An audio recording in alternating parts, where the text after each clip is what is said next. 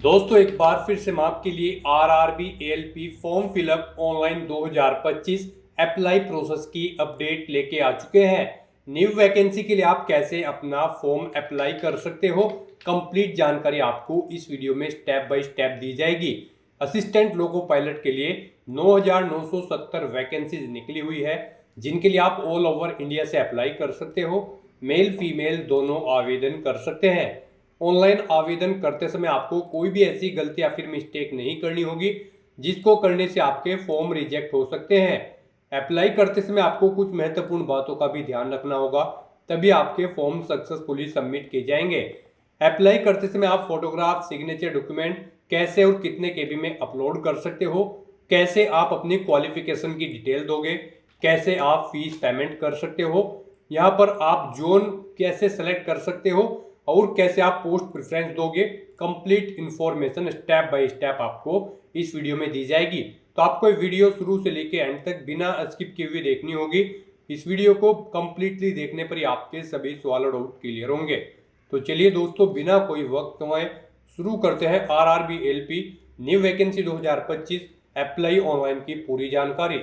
Form भरने से पहले आपको हमारी वेबसाइट आईएनडी सरकारी नौकरी की इस पेज पर विजिट करना होगा, जिसका लिंक आपको नीचे description plus first comment box में मिल जाएगा। और हमारे इस पेज पर विजिट करके आप यहां से आरआरबी एएलपी का फॉर्म फिल कर सकते हो। रेलवे रिक्रूटमेंट बोर्ड भारतीय रेलवे की ओर से assistant loco pilot ALP post के लिए 9,970 वैकेंसीज निकाली गई है, जिसके लिए आवेदन करने की लास्ट डेट 11 मई 2025 है। 11 मई तक आप फॉर्म फिल कर सकते हो। 19,900 से 63,200 सैलरी है प्रति माह के लिए। 10वीं पास आईटीआई से आप अप्लाई कर सकते हो। 18 से 30 वर्ष आयु सीमा है। फीस जनरल ओबीसी डब्ल्यूएस के लिए 500 रुपये है, इसमें 400 रिफंडेबल है। एससी पीडब्ल्यूडी फीमेल के लिए 250 है, जो कि टोटल रिफंड कर दी जाएगी।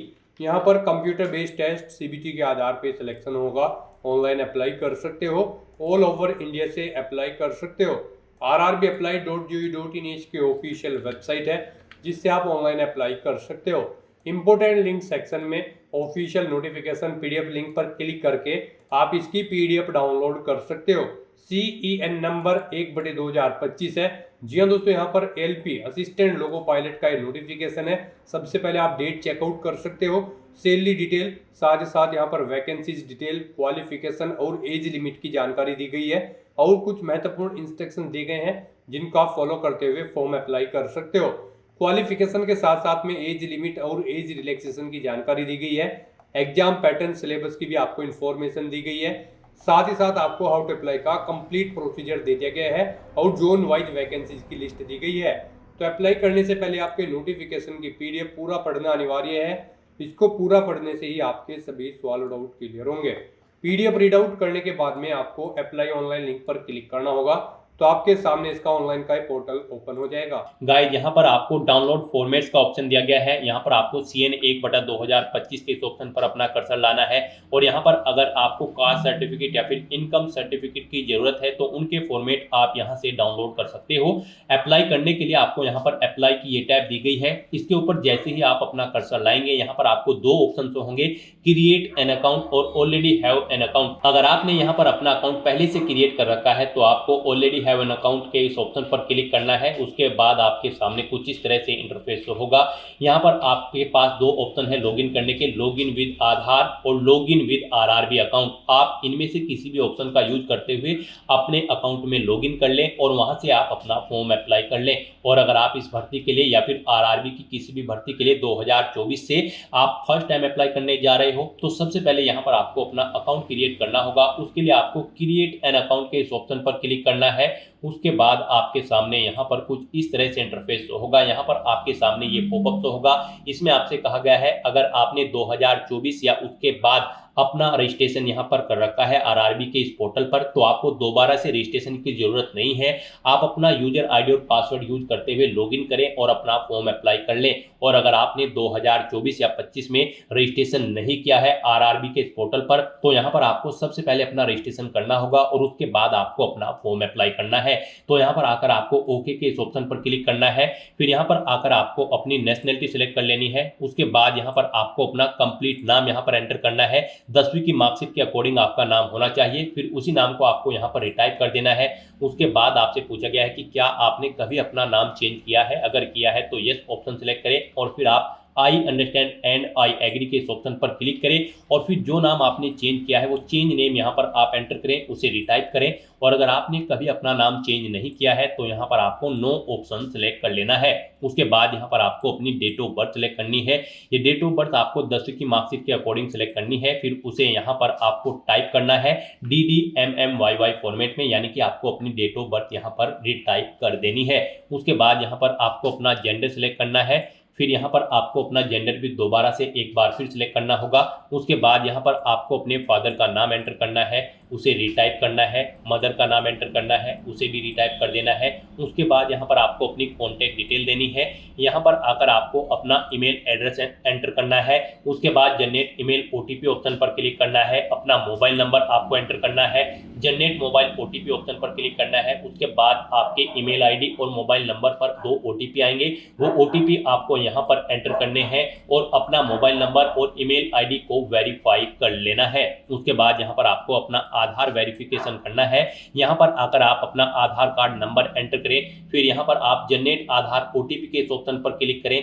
आपके मोबाइल नंबर पर एक OTP आएगा जिससे आपका आधार लिंक है, वो OTP आप यहाँ पर एंटर करें और अपना आधार यहाँ पर वेरीफाई कर लें। यहाँ पर आधार वेरिफिकेशन के आपके पास 2 ऑप्शन है। आप OTP के थ्रू अपना वेरिफिकेशन कर सकते हैं या फिर आप फिंगरप्रिंट वेरिफिकेशन ऑप्शन पर क्लिक करके यहाँ पर अपना आधार वेरीफाई कर सकते हैं। यहाँ पर आप इन दोनों ऑप्शन में से कोई भी ऑप्शन यूज करके वेरीफाई के बटन पर क्लिक करके अपना आधार वेरीफाई कर लें। और अगर आपके पास आधार कार्ड नहीं है तो आप I do not have Aadhaar card के इस ऑप्शन पर क्लिक करेंगे। दोबारा से I do not have Aadhaar card के ऑप्शन पर क्लिक करें। यहाँ पर आप अपना कोई वैलिड प्रूफ ID सिलेक्ट करें, उसका नंबर यहाँ पर दें, किसने आपको वो इशू किया है उस अथॉरिटी का नाम यहाँ पर आप एंटर करें, प्लेस ऑफ इशू यहाँ पर दें, डेट ऑफ इशू यहाँ पर आप सिलेक्ट करें। यहाँ पर हम आपको सजेस्ट करेंगे आधार अगर आपके पास नहीं है या फिर वो अपडेटेड नहीं है तो उसमें आप अपडेट करा लें। यहाँ पर आधार वेरिफिकेशन आपके लिए बेस्ट ऑप्शन रहेगा क्योंकि आगे भी आपको आधार की जरूरत पड़ेगी इस भर्ती की आगे की टास्क के लिए,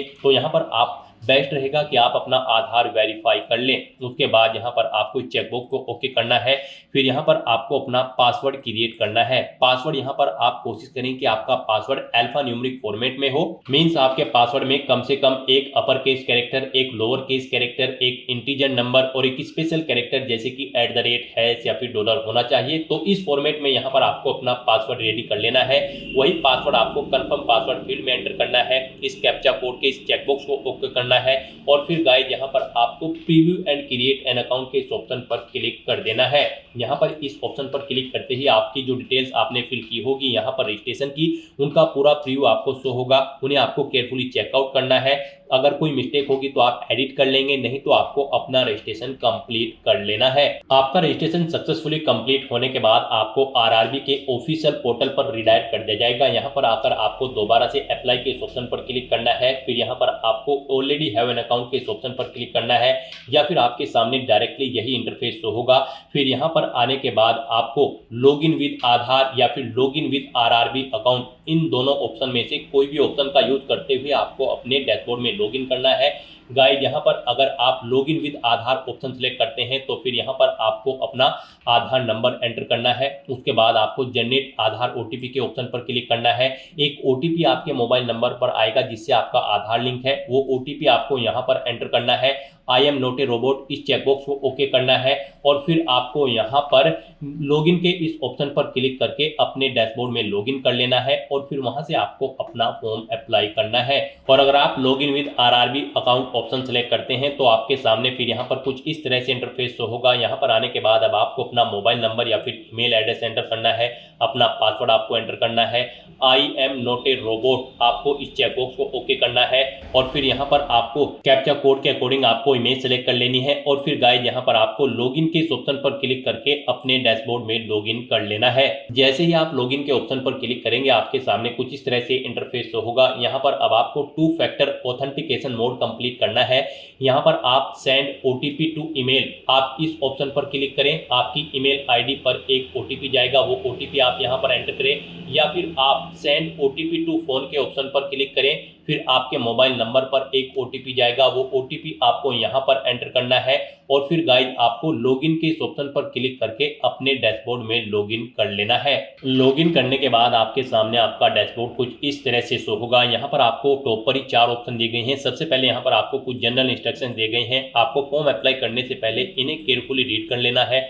यहाँ पर ऑनलाइन एप्लीकेशन का ऑप्शन है, एप्लीकेशन हिस्ट्री है। यहाँ पर जब आप फॉर्म अप्लाई कर लोगे तो फिर आप इस ऑप्शन में जाकर चेकआउट कर पाओगे आप अपना एप्लीकेशन फॉर्म सक्सेसफुली सबमिट कर चुके हो या फिर नहीं। और मॉडिफाई रजिस्ट्रेशन डिटेल आपको ये ऑप्शन दिया गया है। इस पर क्लिक करके यहाँ पर आप अगर आपके रजिस्ट्रेशन में मॉडिफाई करना चाहते हैं तो आप मॉडिफाई कर सकते हैं। यहाँ पर ये ऑप्शन आपका 18 अप्रैल 2025 के बाद एक्टिव होगा।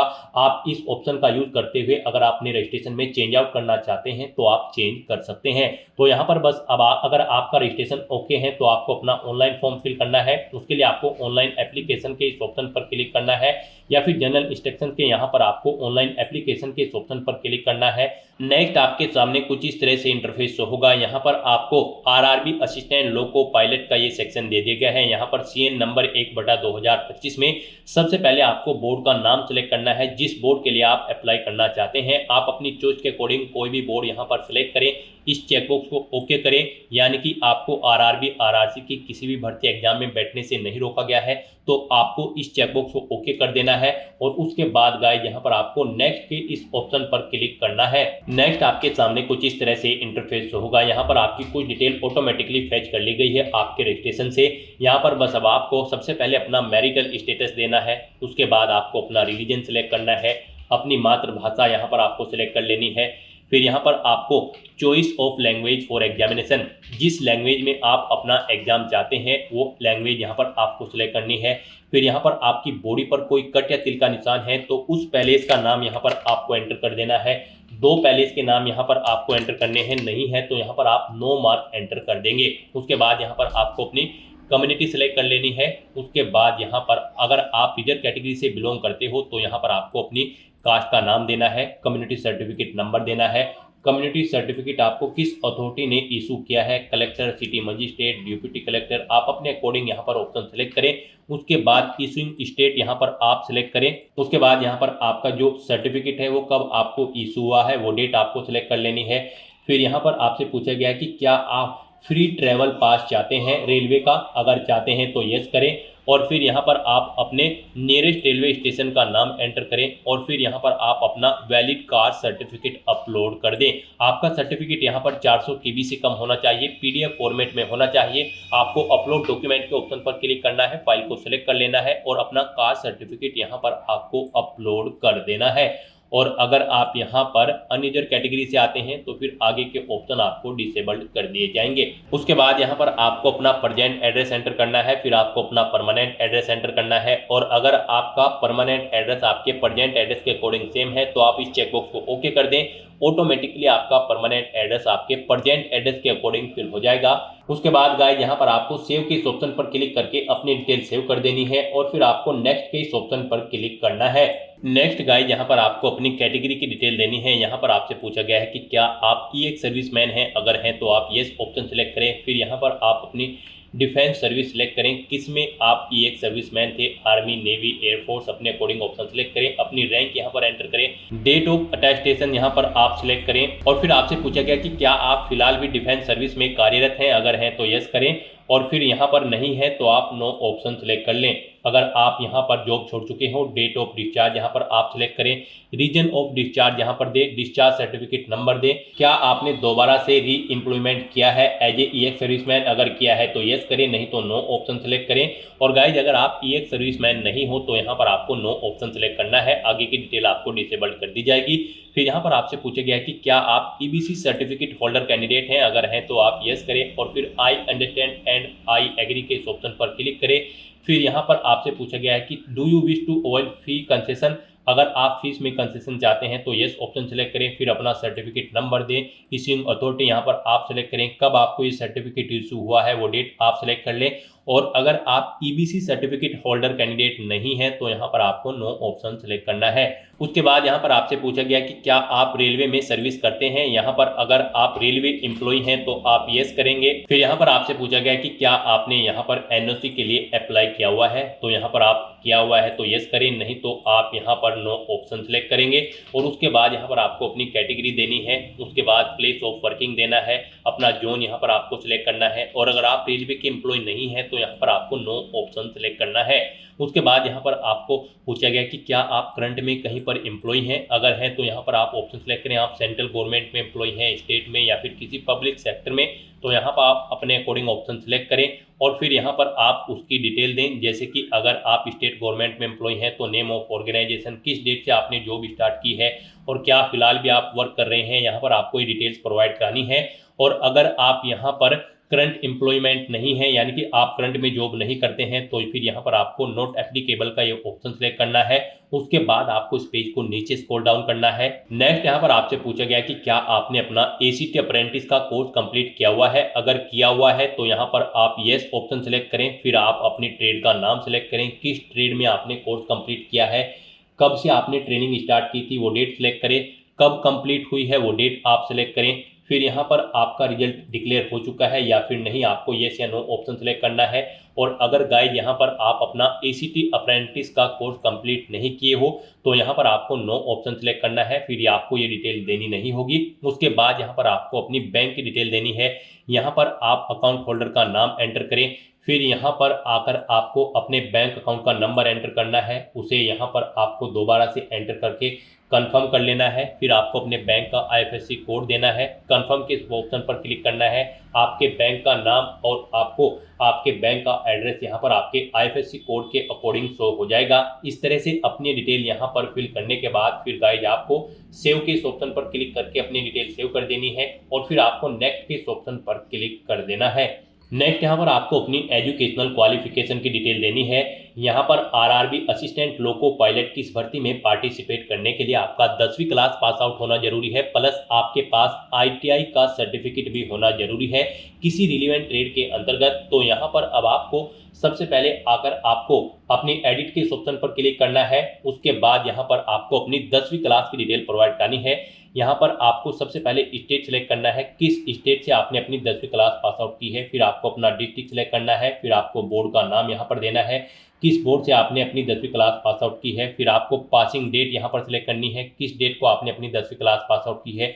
10वीं का रोल नंबर यहाँ पर आपको एंटर करना है। अपनी 10वीं क्लास का यहाँ पर आपको सर्टिफिकेट का सीरियल नंबर एंटर कर देना है और फिर आपको अपडेट के इस ऑप्शन पर क्लिक करके अपनी डिटेल यहाँ पर अपडेट कर देनी है। यहाँ पर आपको डिटेल ऑटोमेटिकली फिर मिल जाएगी। अगर आपने आरआरबी में 2024 या 25 की किसी भर्ती में पहले भी अप्लाई किया हुआ है, नहीं मिलेगी तो फिर यहाँ पर आपको मैन्युअली ये डिटेल्स एंटर कर देनी है और अपडेट के ऑप्शन पर क्लिक करके अपनी डिटेल सेव कर देनी है। इस तरह से यहाँ पर आपकी 10वीं क्लास की डिटेल सक्सेसफुली सेव हो जाएगी। उसके बाद यहाँ पर जो रिक्वायर्ड क्वालिफिकेशन है आपके पास यहाँ पर इस भर्ती में पार्टिसिपेट करने के लिए आईटीआई का सर्टिफिकेट होना जरूरी है रिलेवेंट ट्रेड के अंतर्गत। यहाँ पर या तो आपके पास आईटीआई का सर्टिफिकेट हो या फिर आपके पास 3 साल का डिप्लोमा होना चाहिए इंजीनियरिंग का, या फिर डिग्री होनी चाहिए इंजीनियरिंग की रिलेवेंट ट्रेड के अंतर्गत, या फिर आपके पास आईटीआई या फिर एनएसी नेशनल अप्रेंटिसशिप सर्टिफिकेट होना चाहिए। तो आपको इनमें से अपनी चॉइस के अकॉर्डिंग कोई भी ऑप्शन सेलेक्ट करना है, जो भी आपके पास है आप यहाँ पर ऑप्शन सेलेक्ट करें। आईटीआई अगर आप सेलेक्ट करते हैं तो फिर यहाँ पर आकर आपको सबसे पहले ट्रेड सेलेक्ट करनी है,